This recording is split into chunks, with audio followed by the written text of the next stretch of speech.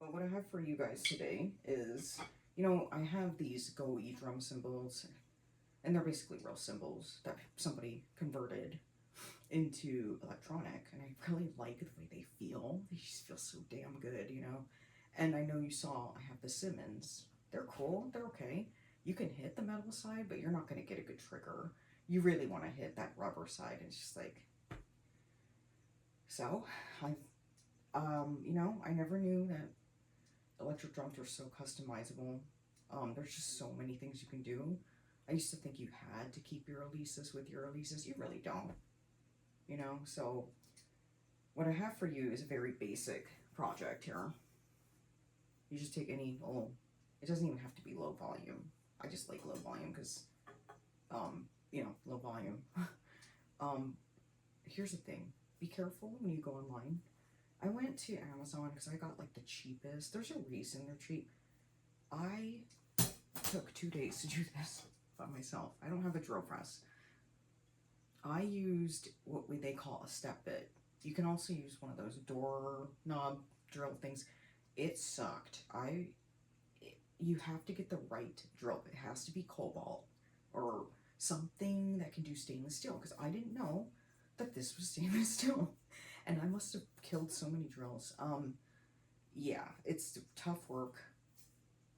You're wondering why does he have holes and he doesn't, right? So when you sometimes see other people's kits, you're gonna see one that kind of looks like this. I like to call them the China. With China, you know, your splash, crash, ride, hi-hat, and your China. You can also call it like an FX or, you know, a trash crash is some, and they sound different. And so like you'll see a lot of people do this just because they'll have something that they they don't like the way it sounds. So then they just put holes in it and it changes how it sounds completely. And I'll show you a clip.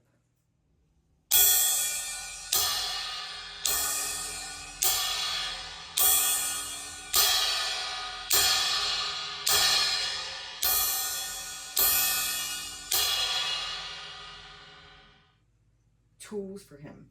So you will need a step bit drill. I'll show you what they look like. You're gonna need a drill. If you have a drill press, even better, much better for you and safer. But is what a step bit looks like. You can see it's a step. You know, you start here, gets bigger, bigger, bigger. This guy is not. This is metal, right? It is not for stainless steel. I think maybe 5 drills died before my stepdad's like, what are you doing? Did you think to look and see what kind of metal you were drilling into? And so then I was like, wow, yep, this is no longer sharp anymore. It looks great though, but then it's not effective. So then I went and I looked up this Cobalt, a little bit smaller, but really the size is exactly what I wanted. One thing to note is when you're doing this, if you're going to, you know, you're going to assume, okay, I'm going to just drill, right? Or either way, you decide. I put it on the ground and I just like put it over stairs and I go outside. I would go outside because there's tons of crap. And I just stood on it. Like I just used my foot and I just like drilled down. I mean, it was hard work even with the correct material that my abs hurt, my stomach hurt, my core hurt, the back of my thighs hurt. I'm like, what the heck, doing a workout. But that being said, so when you do this, you're going to have some flaring and it's gonna be like ugly. It's gonna look like, you know, like you broke it. Well, all you gotta do, flip it over, go back the same amount, and it will make it smooth like this. Now, you're not done because once you have your hole there, you're like, oh, okay, yeah. You need to, it's gonna be chippy in here, so then you need to get a Dremel. Dremel. I like this little brown guy right here. He's pretty dull now. But you just want to go and sand down the holes, make it smooth, or you can go old school. You know, shop class, right? And just, it's up to you. The next thing you need to do is when you're done, you made it, the paint go away. Probably you're gonna see, you know, not gold anymore. So then I highly suggest you get some spray paint, gold, and that's what I have here. And I let him sit outside for 4 days. It does take that long. I mean, it's like 4 hours so you can pick it up, but I wouldn't be all in its business and stuff. But that's how I made my china. But for what we're gonna do is we're gonna do a very basic one where you just need a guitar. It's a guitar pickup for an acoustic. It looks like this. So it goes, you know, my ukulele, I could do it too, but it has a sticky part. You put it on there. You plug this into a guitar amp or whatever. And really how it works is conduction, like a vibration, right? So my plan is to take it and put it on the underside of here. And then I have the connector. So really what you have here is an electric cymbal now, right? And you're probably like, well, that's all great and everything, but isn't it going to vibrate like crazy? And yes, it will. It will do like double triggers. You'll have like triggers ringing out. So you have to get this. This is like U-channel rubber. I don't know. It's really cheap though. You can get a bunch of it on Amazon, eBay, whatever. But you take it and you want to get a lot of it, depending on how many you want to make, right? And how big these guys are. So this, I guess, I mean, you don't have to cut it right now, but you know, it's going to vibrate. So how do you get it to stop is to get this. And it's exactly, I think mine's a 1/4 inch. I can't remember. I can put the link though in the description, but you go around. You can also, I mean, I would glue it too if you want. You can just tape it if you want, but yeah, so you're going to go all the way around, all the way around, all the way.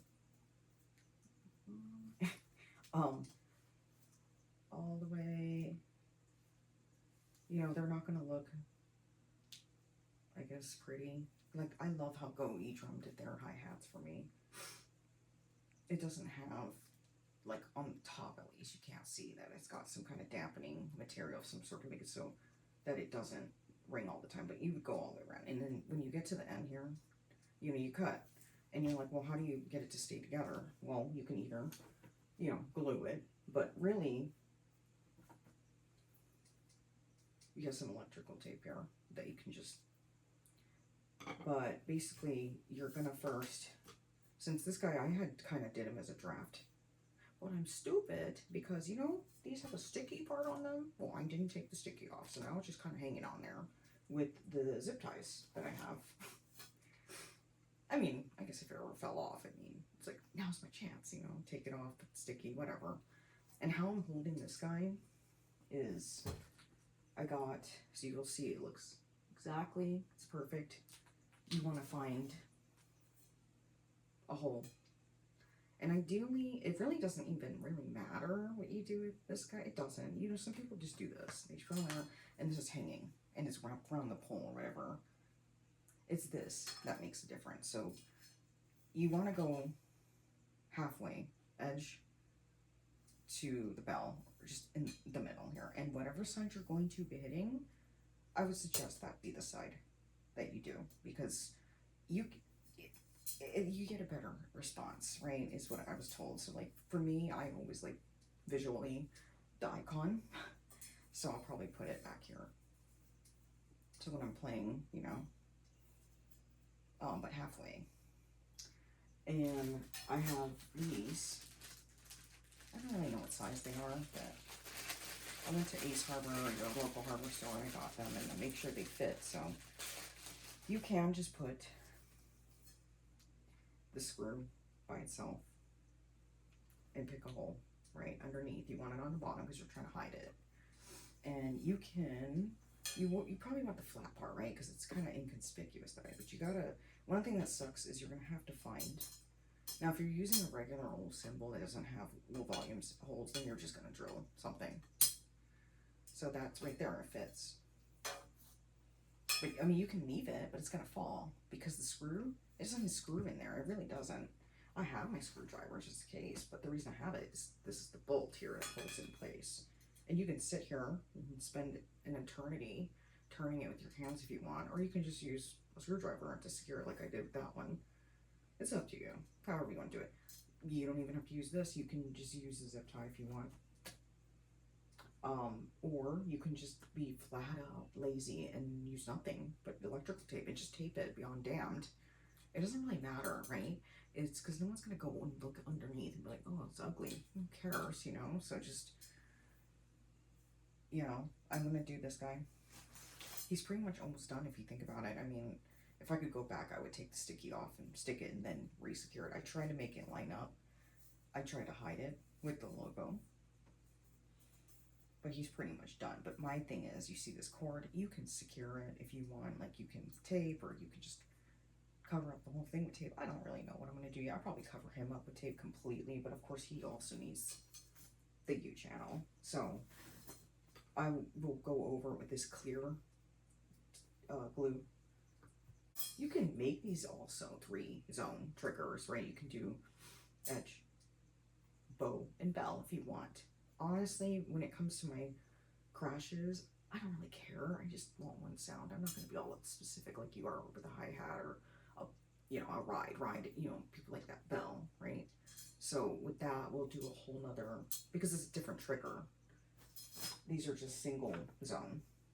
Unless you have 2 wires, right? And you do, like, you just go, okay, this is going to be my bow, and this will be my bell right underneath, right? But then now you need 2 freaking cables, you know? So if you're going to do that, you need to make sure you're getting the cables that have the L and one side straight, and it's the quarter to quarter, and it is a stereo. I would do stereo, for at least for me. I have a Pro Mimic Pro, and my Elisa's likes the stereo too. But and then in addition, if you have an E-kit like I do, and that's why you're doing this, you need to buy your own stuff, because Elisa's and Cymbals come with their own securement devices, I guess. So metal should never be on metal. This is called a sleeve. So it will go onto whatever boom cymbal or hat thing you have, and then you'll put your cymbal on top. Well, first you would put, well, no, yeah, I guess you would put this, and then, yeah, so put this, I think you put the felt next.